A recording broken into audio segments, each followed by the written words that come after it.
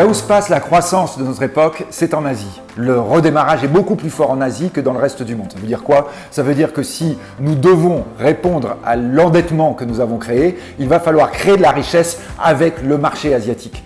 Nous devons aussi parler de ce qui va se passer ensuite. Ensuite, ça veut dire quand? Ça veut dire au 22e siècle. Ça nous semble très loin. En même temps, nous rentrons dans la 3e décennie du 21e siècle. Les choses vont très très vite. Au début du 22e siècle, deux démographies vont se croiser. Celle de l'Asie qui va commencer à décliner, nous serons dans un vieillissement de la population. Celle de l'Afrique qui va dépasser la démographie asiatique. Nous devons nous dire que l'Afrique, la démographie africaine, donc ce vecteur de puissance économique, ce vecteur de puissance tout court, va faire que l'Afrique sera probablement la plus grande puissance du 22e siècle. Au fond, en Afrique, on doit se dire que la plus grande richesse n'est pas forcément ce sous-sol aujourd'hui exploité, mais c'est au-dessus du sol. Les jeunes cerveaux africains qui doivent se préparer à la rupture technologique, au changement de modèle, c'est là que se créera la richesse de demain.